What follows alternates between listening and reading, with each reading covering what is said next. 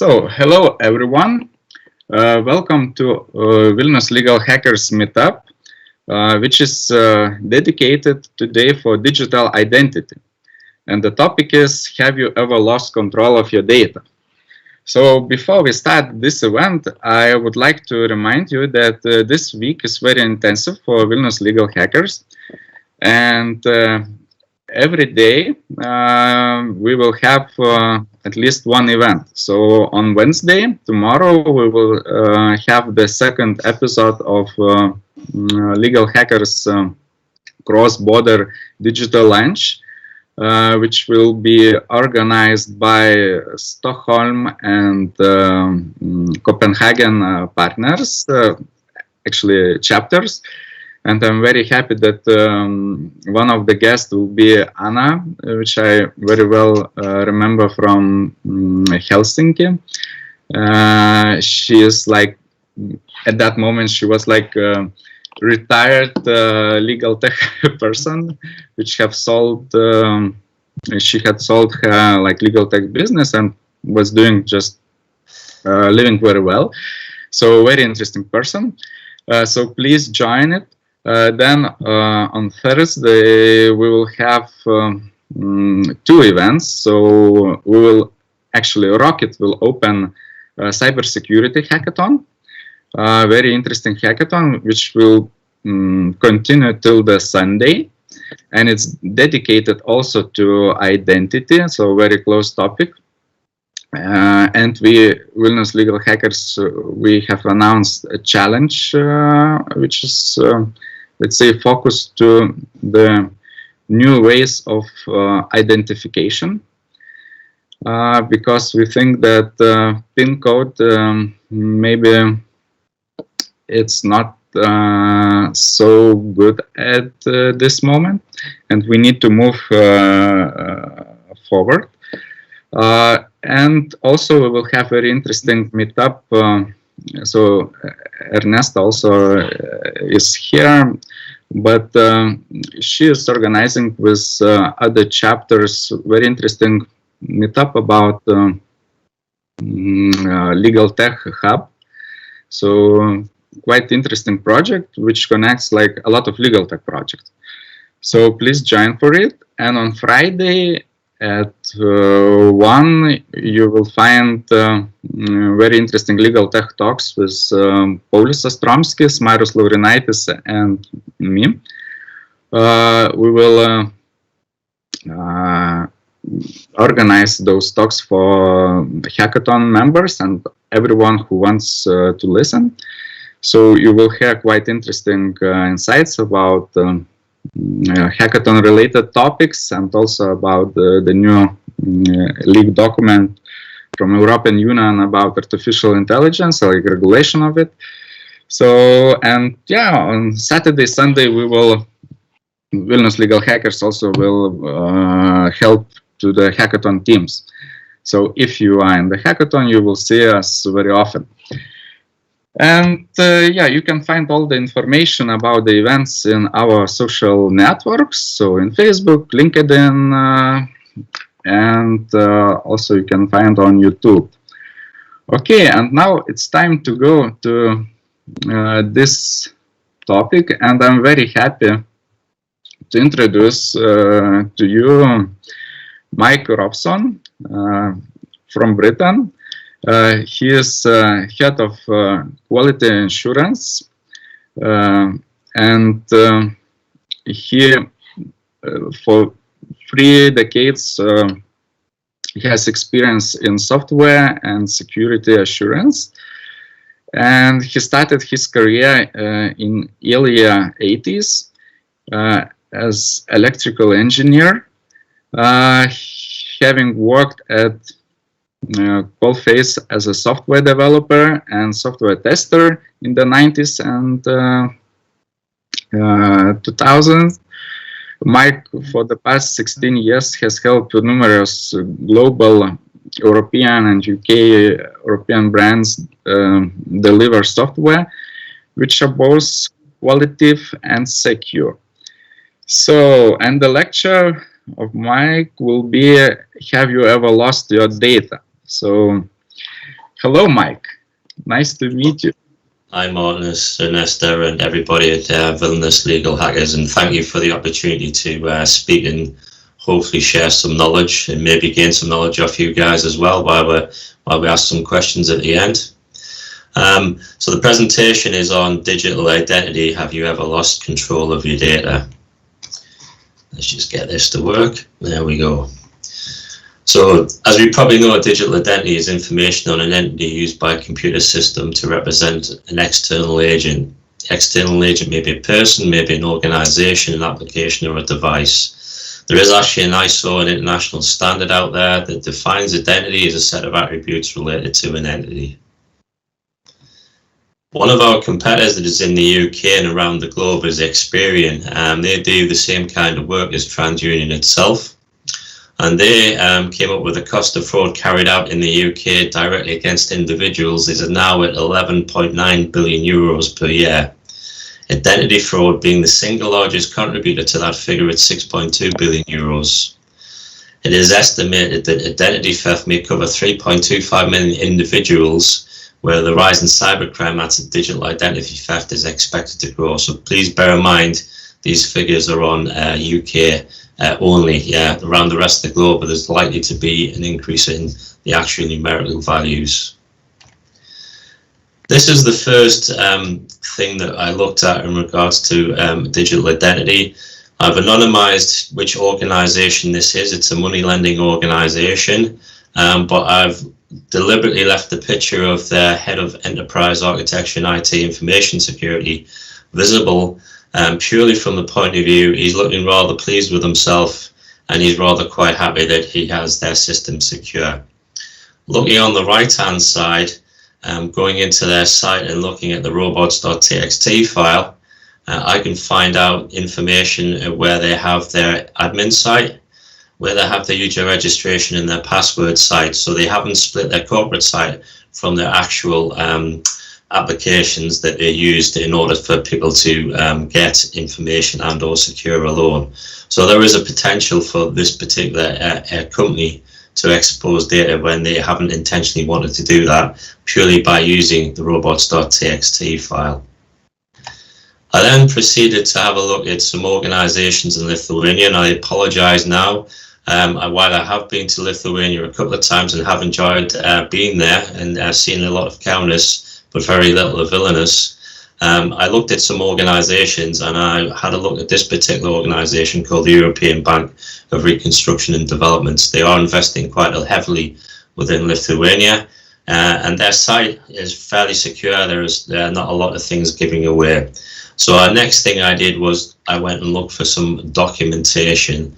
So I just did a particular search on a type of .x file, possibly in that domain.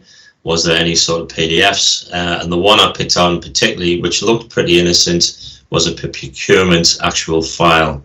So if you're aware, and I suppose most people are, the minute you put files up onto a website, the minute it is pushed into a search engine, it is then going to be enumerated throughout the search engine. So if it's deliberately a web page, that's what you would expect to do. You can suppress web pages, but you cannot suppress documents from being found. Within this document, which I did find, which is a procurement document, I found an email address. Particularly at first, it looked suspiciously like an individual. I wasn't quite sure. I then proceeded to actually go to the underlying metadata of the file and looked at what was actually in there. So I actually seen a creator name, and I looked at the creator name, I looked at the email address, and putting two and two together, the actual creator name is the Active Directory account, and the email construction is actually a real person. So from the previous email and from this current email, I'm now sort of surmising that we have two real individuals. Looking at the LinkedIn account for one of these individuals, I was actually able to determine that they are a contractor. So if you're not aware what a contractor means in the UK, a contractor is a temporary resource that is brought in to do a piece of work, and then when the work is done, they are released. On their LinkedIn profile, they obviously have put that information in, but they also put information in of where they actually live, and a few other things when I went through the profile in order to give me any age of that person and where to look for.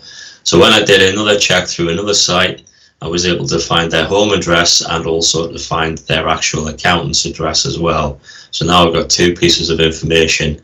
Putting the two together, I've sort of nearly got an identity together. I went a little bit further and I started searching for images and stuff, and managed to come up against an image which matches the individual and their address. Not only that, I managed to find another individual living at the same address and also their photograph. And they are actually related to each other, which you can't see very well in the picture, but this lady here is actually wearing a wedding ring on her finger. So we have the man and the lady of the house. We also have their full address, their full identity, and we also have sensitive data to link to them, which is their photographs as well. So this identity has purely been lost if I just spin backwards from one email address in a document that's unrelated to them in any way, shape or form. And we also didn't go through the list of names here, but because the second address came up with another list of names, another list of contractors, potentially these are also in a position of the first person. I then did another search on another organization, and we are aware that WordPress is out there in the marketplace as a content management system. It has a number of vulnerabilities like all software does, but tends to be a good platform for people to use and produce a website. The difficulty is, if you start uploading documents, you can see in here there's an XML file and there's a few others as well. And going through this particular site, I was managed to be able to get numerous documents from this particular organization. Pretty anonymous, pretty non-giveaway, until you get to this one at the bottom, which is the workforce mixed cost calculation. It actually has people's full names in there. It actually has people's full addresses, full contact details, salary bands, and also salary per month as well. That was the kind of information I pulled. Now, this being UK based, I know where to go and look for. I actually did a company search on one particular individual in this file, and I found they were a member of a company. I now have their full birthday and confirm that I have the full identity. I haven't put their image on here, but I actually have their image as well. So not only do I have the capability, should I decide to do something unethical, to get a passport, a driving license, particularly a loan or a mortgage, I have the full identity to be able to do that from this individual. Moving on, two individuals who I'll not name, volunteered their names up to see what I could get. This is based in Lithuania. I'm not familiar with births, marriages and deaths or particular areas that can get to, so and not having a lot of time, I went for, could I get any low-hanging fruit? What that means is anything easy I can go for that I can actually get. So this person in particular, based off the name, I get their current and previous employer, their email addresses from current and previous employer, and also some contact numbers. Tracing it through a little bit further, I was able to find a business website which had WordPress in it, and the WordPress admin portal was actually exposed, so potential for either brute force or a dictionary attack to actually happen within that organization. They were obviously on social media, Facebook and Vimeo, and we had some information about hobbies. So this person is fairly well secure in what their information is out there based on what I could try to find from low-hanging fruit. The second individual, there's a little bit more information involved in here. Again, I'm not going to name who it is. We could find out their age based on where they attended college and university, and we'll work out an age range. That if we could get a registration of address, we could probably work out where they actually lived and who they were, but I didn't go any further than that. There was also a business website, again with WordPress, with the back end exposed, so the admin portal open to contact straight from the domain name. And this site was hosted in Italy. They had some cadet and military background, and there was possible data exposure based on religion. So again, this isn't a major thing. You know, it's not something that we need to be contradictory of. But depending on where data sovereignty is throughout the world, this can be classed as sensitive data in some places. There was also social media, LinkedIn and Twitter. There was a Git repo as well. And you're probably more than aware than I am that City B, one of the leased car companies in Lithuania, had a data breach. I've had it confirmed that the data within what I'm been looking at is actually their full online database.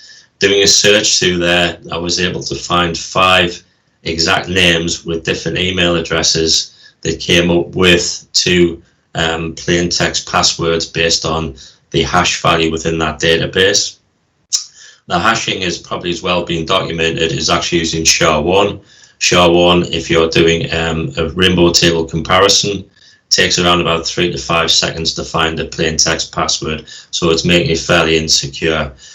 The trouble with CityBee's particular website, because now they've exposed the usernames because it uses email address, they will be attacked again. The probability is extremely high, and it will probably not be a brute force. Now they know what the usernames are for 110,000 accounts. They're probably looking to do something in regards to a dictionary attack, possibly using something like BlazeMeter in the cloud, using random think time through automated testing scripts, and then they'll be looking to see what they get, where they get to, and so on and so forth. Sorry, Mike, what is a dictionary attack? Can you elaborate on this? Dictionary attack is where there are known passwords in database systems and they use that against the actual real username.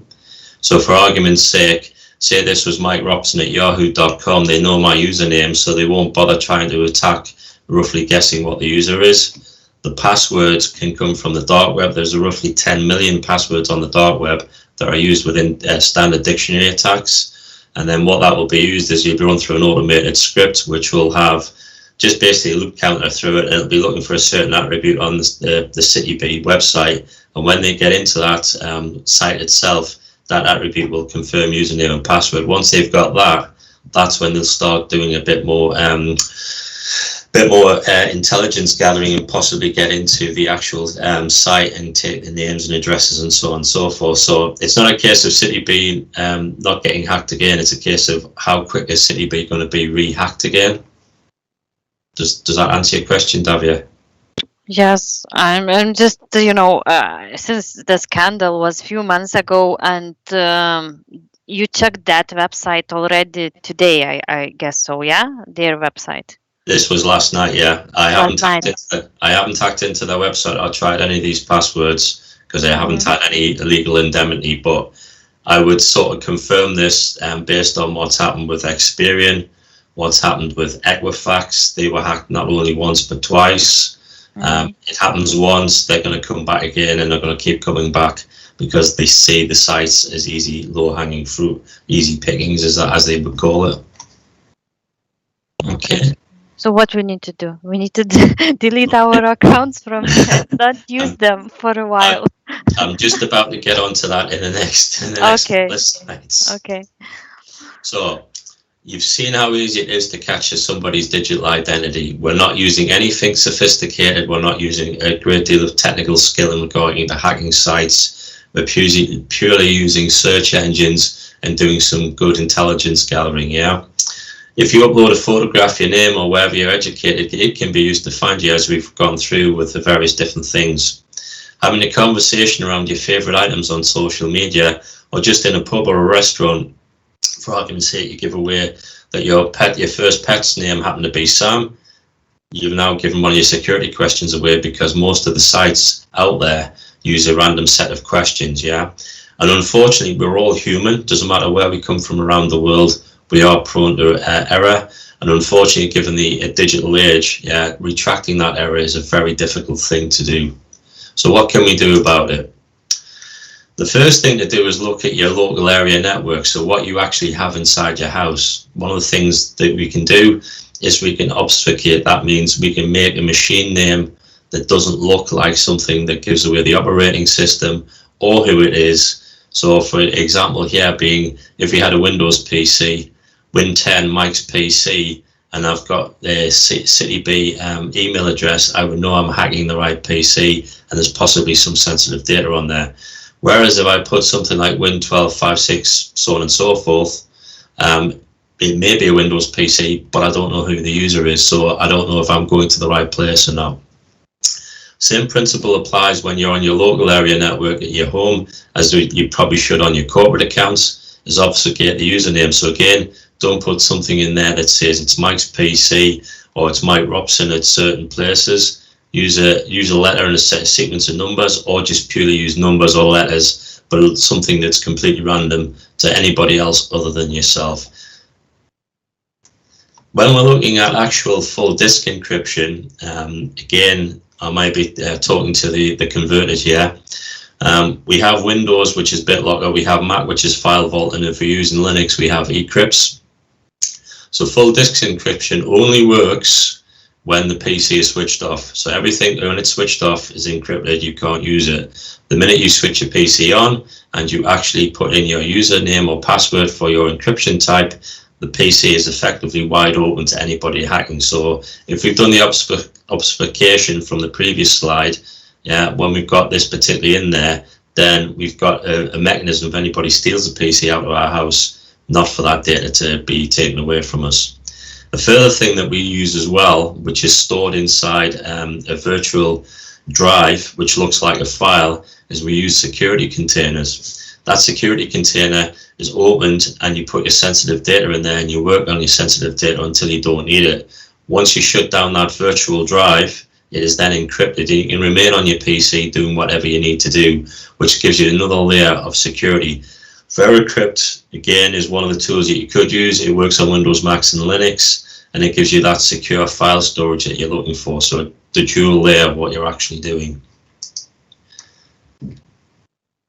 User management and passwords, again, we have a tendency as humans not to generate things random. We think we are, but we don't actually. Some of the passwords that were on the actual CityB website, they were fairly easy to guess. So again, if you have a password manager which encrypts your passwords, you only have to remember one password to get into the manager, and then you can randomly generate a password or a sequence of passwords for all the sites you go to, which makes it a little bit more difficult to try and guess them. And also when you're trying to do a rainbow table comparison, it's hard to actually find that information. If you're not aware, there are also salt passwords being given out and salt information being given on the dark web as well. So what we recommend nowadays, if we're doing anything with secret salt, we use a secret pepper as well. And the first part, we use a shorter version of a secure hash, and then we take what the output of that is and actually strengthen the key by using a longer version and actually key stretching. So there are things that we need to be careful of there. Your security questions on social media is quite an interesting one. You may or may not be aware of, I'm on LinkedIn. You will see where I'm educated at, but you won't actually see the dates. You won't see my full job history. You won't see who I've worked for. You may see my birthday pop up if you're connected to me, but it isn't actually my real birthday. It's a bit like the Queen in the UK. She has a real birthday and then she has an official birthday. So if you change the birthdays around, it makes it a little bit more harder to find. If you have a dog and your first dog was called Sam, yeah, change the pet name to something that's not Sam, change it to something you can remember, or put it in your password safe. And then store your password manager in one of your security containers. So not only is it secure on the actual password manager, it's secure in the security container, and your file is actually encrypted. It sounds a bit dramatic, but unfortunately, due to cybercrime, we've got to go to some extreme lengths nowadays to protect ourselves. If you're using a firewall, so most people have a router and it'll have a built-in firewall, by all means use it. Block certain sites that you are particularly worried about. And again, there are certain things that you'll see with adware that will actually come down through the internet, and you'll actually see certain sites that you think you should trust. Actually, there's a lot of things going on in the background that you should not trust. We have antivirus, and it doesn't have to be any of these. It could be all of these, depending on what you want to do. You had adware blockers. I use a Pi-hole at home. It's a very good piece of kit, but I also use uBlock Origin as part of the privacy. And I don't actually use Windows at all, and I don't use a Mac either, so you can probably tell I'm a bit more Linux-based. You want to avoid using any type of Wi-Fi or Bluetooth. Switch my Bluetooth connection on, put my headset on, do my work for an hour. When I finish the gym, I switch my Bluetooth connection off, switch my headset off. That's it. That's the last time I use it all day. Or if I'm in the car and I need to make a phone call or I'm expecting a phone call, I'll only put the Bluetooth on at that particular juncture. If you are using Wi-Fi, never connect to any public Wi-Fi that's not secure, and also make sure it's using WP2 PKS, because WAP is easy to crack, and they are deliberately open Wi-Fi's out in public spaces to try and get your information and actually get you connected and steal your information.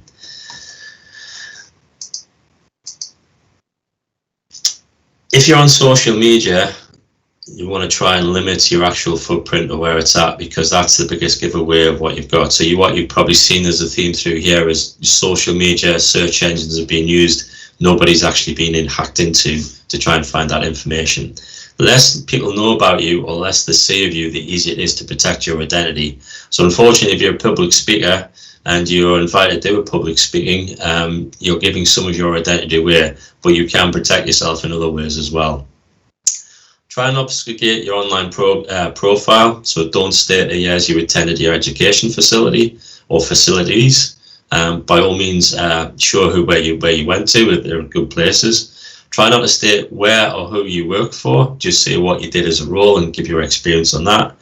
Make sure if you're uploading photographs that the metadata behind it doesn't give a geolocation or any information about you or any other things that could be taken to use against you. Yeah, if you can avoid it, don't even upload a photograph, is the best way to do it. And finally, think before sharing your information. Do I really trust them? We usually say as part of the training within TU when we do security, trust no one, especially the person that sits next to you. Yeah, that's a bit paranoia, but that's how the intelligence services work. But we don't have to be that paranoid, but we just got to think, do we really trust this person? If you're going to take goods or services from a particular website or a particular place, check the site out. Yeah, go and find out where it's registered, what the actual data sovereignty is in that particular organization. Check to see if the actual password is sent encrypted. So if you look at Amazon, they encrypt the password at the user end, and then it goes all the way through. Other sites don't encrypt it, so they send the password in the clear until it hits the server, and then at that point it actually gets encrypted. And finally, if there is a water hole, or if there is a particular site and it looks too good to be true, or somebody sends you an email, it's too good to be true, you can buy Bitcoin for less than €1. You've got to think it's a digital identity steal. Somebody is trying to get your information. Somebody is trying to do something against you that you probably are not going to like. And finally, once the horse is bolted, I'm afraid that's it. There is no way of getting that information back. You've got to then try and protect yourself. So I'm at the point now of any questions or any things anybody wishes to discuss. Okay, Mike, I have one question for you. Okay, so you proved us a lot that, we cannot trust anyone basically and share as less data as possible. So what about, how we shall know, to whom we can trust? Can you show us some examples how you are checking actually certain websites or like how, at least what we can do? You cannot trust anyone. That's a golden rule. Yes, I know, but anyways, it should be something, I believe. So here's a law firm, which seems a reasonable company. Yeah, first thing you do is go and check for your corporate network. Yeah, they're not allowing me through that. There's something in that website that basically says we're not trusting them. But this site looks a fairly capable organization with a lot of capable people on there, but from an organizational point of view, it's been restricted. If we look at this unscrupulous training website, yeah, I wouldn't trust it for obvious reasons, because it's insecure. Yeah, we have things in here where we're looking at, it's got the HTTPS, but has it really? So when we look at the source and the network, let me just do this again.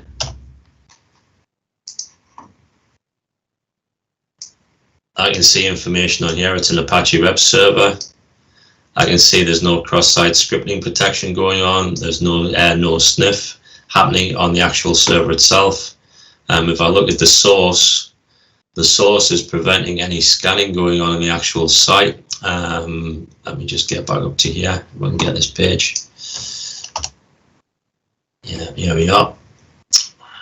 Come on, do what I want to do.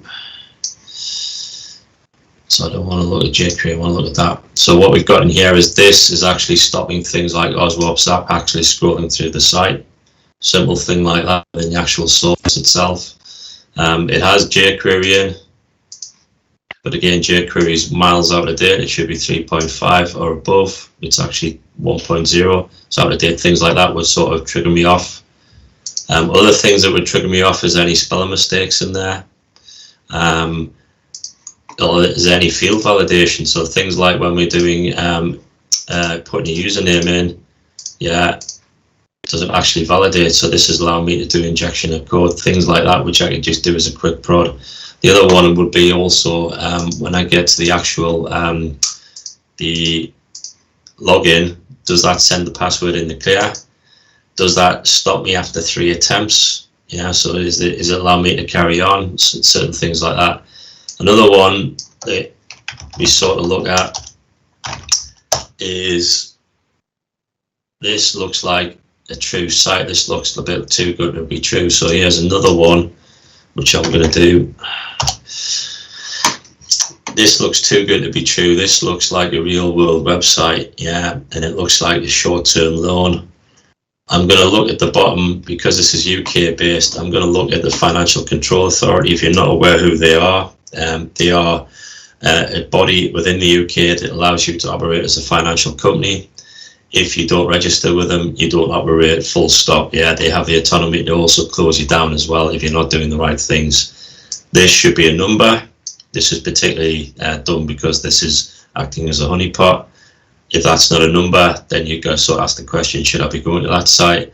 And then the other one as well, because there is a number, I can actually go to the FCA, I can actually check their registration, and I can see if there are any issues there.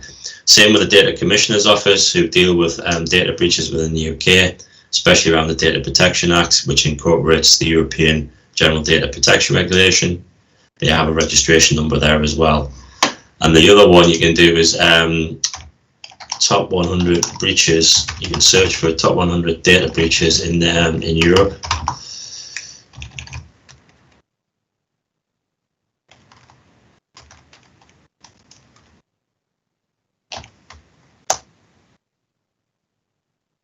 And you usually will find a list. Yeah, you'll find a list of information. You can click on this one and just see what it comes up with. Hasn't given us a list yet, but usually you'll find a list of names, who's at the top of the breaches, how much they've breached. There is a site, I believe at the minute, has breached around about 9 or 10 billion accounts that are on there. I don't know how many are duplicates. There's also the Yahoo breach on the email, which breached around about 3 billion user accounts many years ago. So there are things like this that we can look at and go through. And again, this is also another thing is, do these people really exist? There's a LinkedIn account. Does that person's face look to that? That's actually that person. Does that give you sort of the answers you were looking for, Davia? Yeah, most probably. But it still looks difficult, if I'm not a techie person. So to check all, very detailed tech information is kind of difficult. But, the soft things, so of course I can check. Yeah, there is a few things you can do soft-wise, and then if it starts getting down to a technical point, it starts becoming a bit more difficult. But I would probably say that everybody around the globe, technical and non-technical, at some stage is probably going to have their data breached.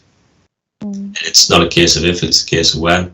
So the whole point of doing tech talks and sharing information is if we can help one person or one organization around the globe, we're also helping ourselves to fight cybercrime, which is the whole intention. Yeah. And we got one question from Dainus. How about Bluetooth connection to smartwatch and mobile? We have connected those all the time. So basically you cannot use, if you are switching off your Bluetooth, which you advised before, Yeah. So basically, it's impossible to use our smartwatch. So the Internet of Things, smartwatches, houses that have smart meters, or you have a light that comes on at a certain time, you control of the internet, or Ring, which has a doorbell with a camera on. Yeah. How secure is the Internet of Things? Would you trust it? So again, you've got to decide as an individual, what is your risk profile around this. My view is, I don't have a smartwatch. Okay, yeah. So you're not taking that risk. No. And my doorbell is just a purely one with 2 hard wires to press. Okay. Sorry, somebody was speaking there. No, I don't think so that anyone's speaking. Yeah, and I also wanted to remind that those who watch us on YouTube, you can just type in the live chat your questions, and we will try to answer them, those questions. And I have also one question for Mike about those Chinese products from AliExpress. I don't know how it's in UK, but for example, in Lithuania, it's very popular to go on this AliExpress site and to buy a lot of those Internet of Things from vacuum cleaners, which has cameras, or even like Wi-Fi routers and so on and so on. So what do you think about that, about all those bulbs, LEDs and so on, which are communicating? Are they enough secure? Can we trust them? Or I know, should we look for, I know, maybe, or should we focus to European level to buy from Europe devices? What is your opinion about that? So it's an interesting thing you mentioned China.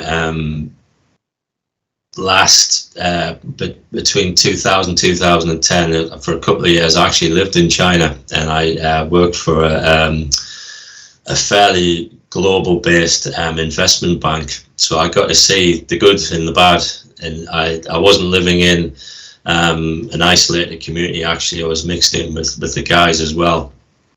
So the fact that I have no copyright laws was the first thing that I would probably be concerned about, because what we had to do when we were doing software deliveries, we had to give them small chunks of code, yeah, and the code, they couldn't put it together or work out what actually put the things there and what it actually did, because once they've worked it out, yeah, they will just lift and shift and sell it to somebody else or use it to manipulate. That was one of the things. As for the tech markets, you name it, they can copy everything, and it looks literally like the original thing.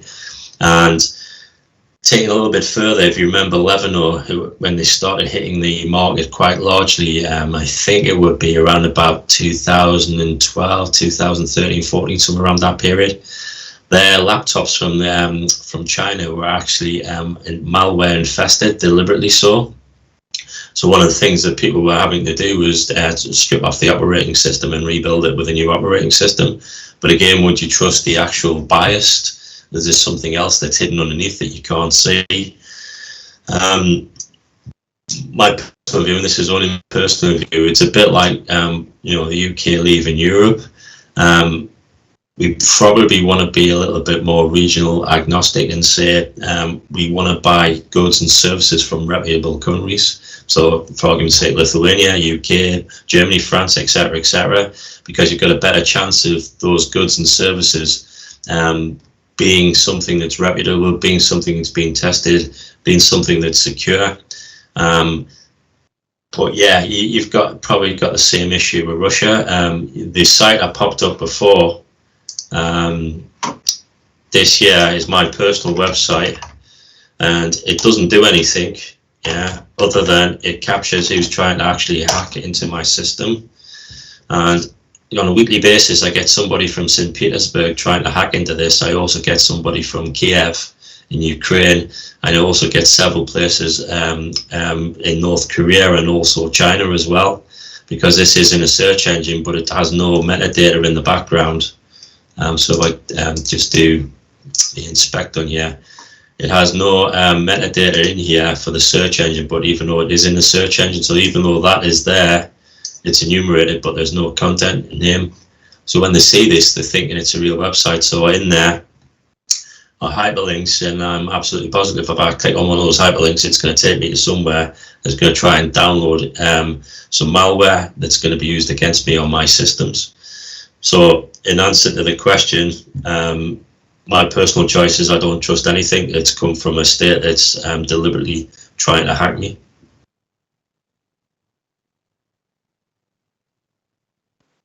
Yeah, thank you. Also, we have here one question from Marius about some e-scooters. Some e-scooters can be easily stopped or blocked via Bluetooth too. There is app unofficial for this, and it works on some smartwatches too. Makes them not usable for a while. Can you comment it? It's not something I'm aware of, so I couldn't probably comment on that. But I would say is if you look at your car, yeah, electric car or petrol or diesel car, it's got a computer in it, isn't it? It's created by humans. So if somebody human can create it, somebody human will also try to hack into it and do something with it. So when you look at certain things like cars, how secure are they? You know, today we've just talked about, you know, digital identity on the web, but your car is also connecting to the web nowadays. Tesla, great car, battery, the ethos around it's fantastic, but their updates come over the web. So how secure are they? You know, couldn't possibly comment, but you know, you would have to question that. Are they taking cybersecurity seriously? You know, maybe other organizations as well. And over a period of time, maybe that certain hackers, ethical hackers, may be able to help them or support them regarding, you know, are they leaking information and or not. So one of the things in the UK is GPS on your car. People put in their home address. So what the criminals do is they steal your car, they go to GPS and they go, where's your home? And then they drive to your home and then break into your house as well and steal your stuff from the house. So it's again giving an Internet of Things or a technology being used against you in a way that you didn't thought it was possible.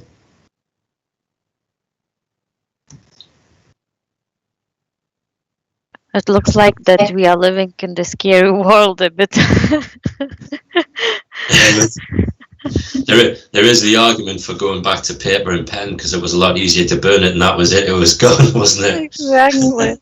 That's my point. But like, is it just safe to have a smartphone with you? Maybe we just need to go to those old Nokia phones back?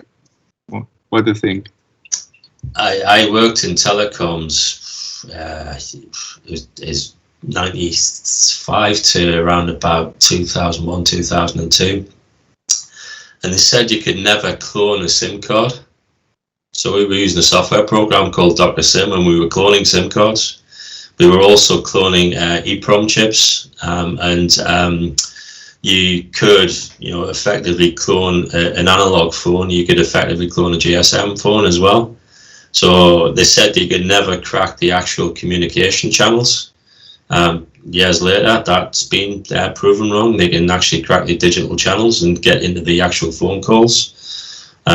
People are sending hyperlinks through the web to your mobile through a text message or through the web browser, allowing you to actually track it. So cell track's another way of doing it. So once you've sent that, somebody's clicked on that, you can actually track where the person is, locate them around the world, so on and so forth. So I have a smartphone and I use it for what its intentions are because I want to get my email and I want to see what's going on. But I'm mindful that what I'm pressing on might not necessarily be a good thing. You know, I could hit the wrong text. I'm human after all. I'm susceptible as anybody else.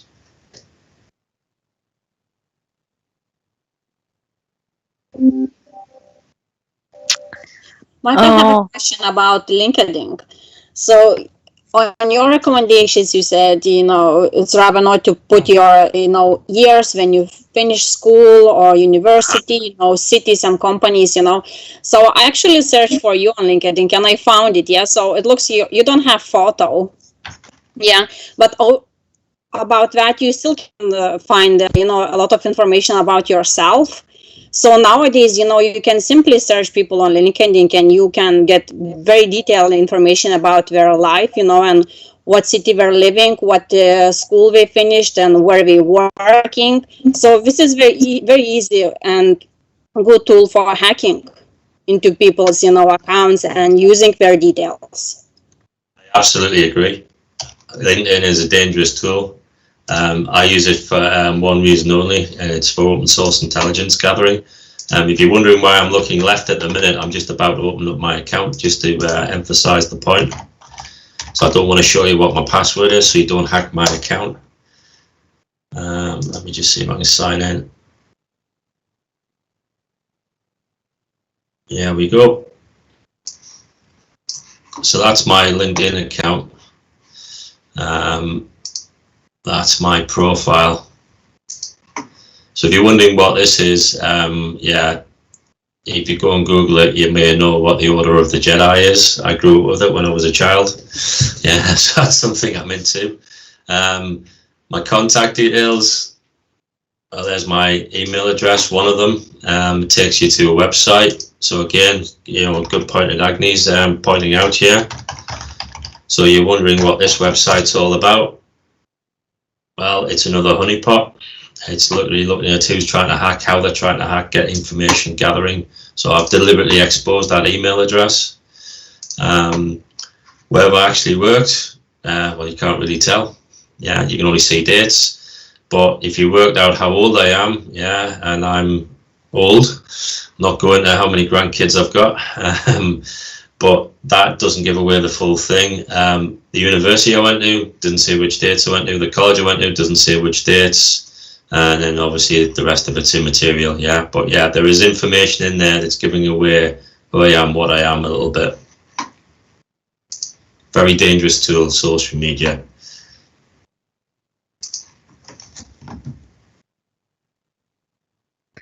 Darius is asking another question.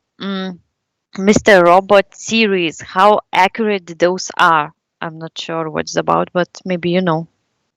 Mr. Robot series. Who's the person that's asking the question? Maybe they care to expand on it. Oh, Dario, can you elaborate on this a bit? Explain it. Yeah. So basically, it's a TV series about a dude that likes to, well, it works in information security and shows how to hack works. I don't know if you saw those series or not.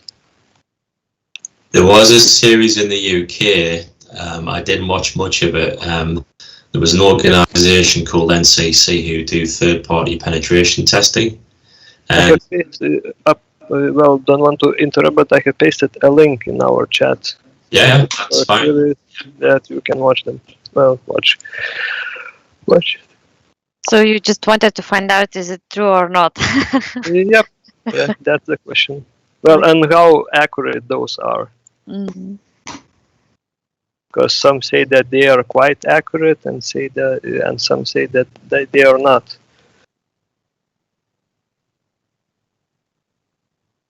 How accurate is it? This is obviously fiction, yeah, but some of the stuff they bring up in fiction is based on reality. There is a TV series in the UK, and it was run by an organisation, NCC, and they took a journalist's name and they actually hacked into their social media accounts. They had a legal indemnity, so they were allowed to do this, and they traced where this person went on holiday, who they were sitting next to, etc., etc. So when you look at it in that context, then you look at also Edward Snowden, and you look at some of the information that he has leaked out onto the internet. You got to sort of say some of this is a little bit fiction, but some of this we need to be sort of taking notice of, because somebody has been given the idea to do something like this. If you're not aware, this is This is the UK's NSACIA. This is actually GCHQ. These guys in Gloucester and also in Scarborough in North Yorkshire monitor communications in and out of the UK. Yeah, so me just going to this website will automatically be monitoring this, but have we done anything illegal? No. They also have Cyber Security Centre. They also have this as well, which is a great place of information, is National Cyber Security Centre. And they go through a whole load of detail, and the whole point of it was set up by them to actually make companies and organisations more secure against third-party attacks and also nation states. So I'm sure there'll be something in Lithuania or something in Europe that you guys probably more than aware of than I am. They'll meet some of these kind of things that are out there. Well, I think, you know, Mr. Robot's the fiction. Some of that fiction is actually reality. You've got to sort of say they've got the idea from somewhere. Okay, cool. Thanks.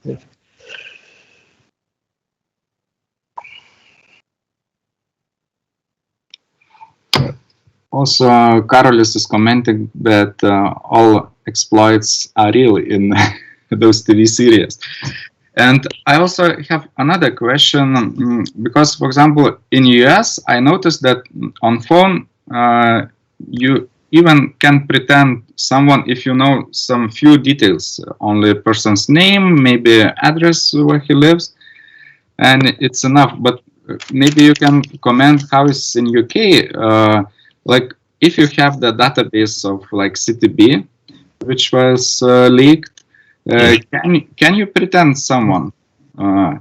Let's say, can you, I don't know, some way to identify as one of the person which is in that database? What do you think?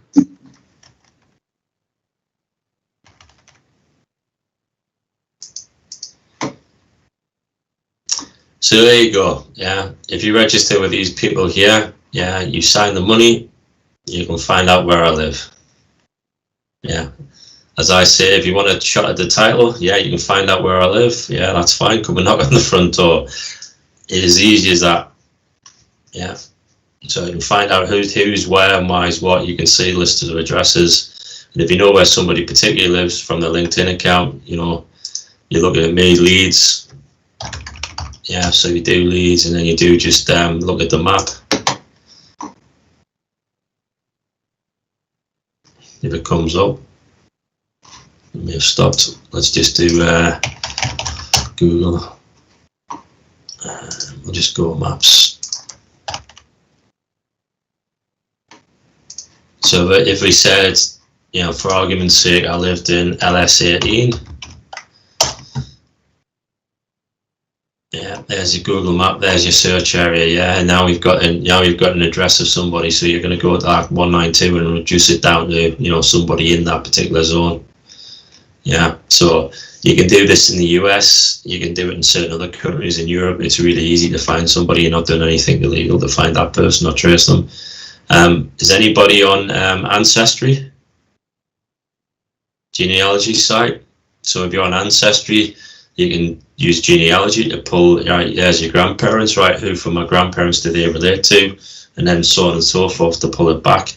And you don't actually need to be a particular person, no, on that particular family. You can be anybody. So genealogy is another way of finding people. I believe there's there is a Jewish website in Lithuania, which is if you're of that religion, you can probably trace some of your genealogy that way, and also trace people back to the present day through that. So if you're spoofing somebody, you've got a name and you're spoofing, then you're saying you're not a particular person, but you want to try and find somebody, that's one way of trying to get to them. Or hire a researcher or something like that will do exactly the same. So there is many ways to get to people or find people, and it just really depends on what your risk is, how insecure do you feel. Personally, I don't worry about it, but I do take measures to try and minimize as much as possible. I'm not paranoid about it. And Mike, have you, I know, ever heard or used or know that someone is using, let's say we have a lot of webcams, not only webcams, but from the cities, public areas, public cams, and they are broadcasting what is going on. And if I have, let's say, face recognition software, so in theory I could track a person just by biodata, by face. Yeah. In the UK, you're being tracked the minute you enter the country. I can give you a tale about the person who trained me. Going back a few years now. This gentleman had a full 30-year military career. He worked for GCHQ, and he was training people for the certain levels of exams, which people can take publicly. And he was telling me the tale of when he was in the military, when he was in Berlin, and it would have been around about the time before the Berlin Wall came down. So this is the East and West Germany and East and West Berlin. And he was saying then that we're using RF frequency to capture security camera information. And he actually demonstrated some of the videos that he caught, and the information is screen scraped off screen in order to use it as counterintelligence. So if you're going back to the 80s doing things like that, and nowadays they've got more sophisticated with the cameras, more sophisticated with the software, you're being tracked literally every day of the week. If you have a mobile phone, the minute you switch it on, if it's on your person, you're being tracked. I worked on a particular government project where that's exactly what we're doing. We're using a mobile to actually track you. And it was really efficient at how it did it. It didn't do it to the cell, it actually did it to the spot where you're standing. And it wasn't anything sinister, but it was literally what they were doing, and that was going back around about 2005. So if they've got that then, and the 80s, you can imagine how sophisticated it is today. Yeah, I also have seen on YouTube that in London, police is using to track if there is a protest and the crowd. So they track what mobile phones are around, and like they have antenna or something like that, which is collecting the information. So what do you think is it a threat for the society, for, I don't know, maybe free speech, or? It's a debate, isn't it? It's a real debate on privacy. So take your Windows operating system. Privacy is the last thing it's thinking of. Mac is the same. And you also have problems on Linux as well. Privacy, you're leaking data all the time. Do you say nothing? Or do you actually speak up about it? Take the political system in the UK. There is a particular comedian called Alistair Murray who portrays himself as the pub landlord, but he has a serious point behind what he's doing, and he will say that democracy is broken, but the only way to change democracy is to be part of it. Don't abstain from it.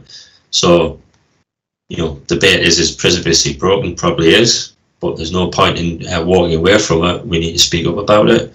But there are ways and means of doing that without, getting into illegal activities.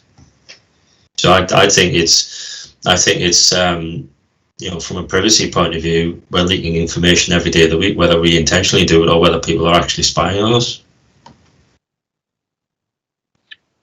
Yeah, and we have time for the last comment. So Algirdas is commenting that Google Maps is tracking very well, very efficient, and even you can send monthly reports of the places where have you been and which roads you have took and any stops.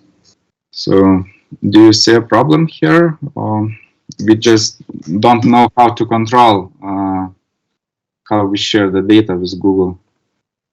So as you probably see, I don't use Google search engine because of tracking, and I did mention something about sites doing things as well, about it sort of crosses over between privacy and tracking. So this is what we class as a centre-right political paper in the UK. I tend to read this, but I also read the centre-left BBC as well, because it's the only way you're going to find out the truth down the middle somewhere. You know, neither one of them's giving you the full picture, depending what they would do. This looks fairly, you know, doing not a lot of things. Well, actually, this is how much privacy you're actually leaking. The items in red is what's actually being leaked. So one of these, this is for advertisements, for adware. This is some sort of metrics they're capturing, how many clicks you're going on to, where you're going to. Typically Google Analytics, we all know what that does. And then there is another one here about Google APIs as well. So again, Google's getting a lot of information because you've gone to this particular site. So if you look at, say, my site,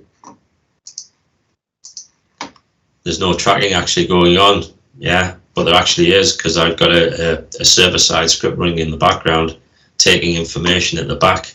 So there are some sites you'll think are secure, and then there are some sites that you know are not secure because they're giving your information away. So if we looked at BBC News, yeah, so this is the centre left. It's usually pretty good for sport, if you're into Formula 1 or football. Yeah, when you look at this, it's only got their own chart beats coming up as well. So they've got not as much as the Daily Mail. So it's not just Google. You're looking at every site you're going to. Somebody's tracking you. Somebody's taking your information. Somebody's building up a profile of, you know, what are you going to do? How are you going to do it? What's your interests? So the content comes up your interests. So you're going to try and do stuff like that. So yeah, privacy is one of them things. I think it's broken. But, you know, as I said earlier on at the start of the thing, if we can help people, even if it's just one person or an organization, we're defeating the bad in the world and trying to and heighten the good.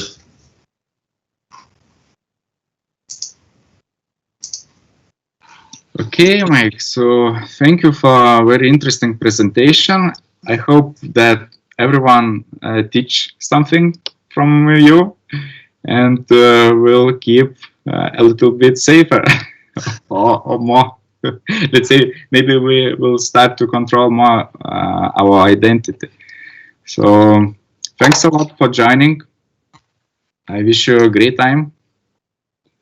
Thank you very much, Martinus and Esther, and everybody that's turned up today. It's been a privilege to actually speak to you, and you know, if you want to connect to me, feel free. If you don't, that's fine. If you need any information, I'm happy to share. You know, my motivation is purely to help the good in the world rather than the bad. Okay, thank you, Mike. Thank you, Mike. Okay. Thanks, everybody. Bye. Thank you. Bye. Thank you.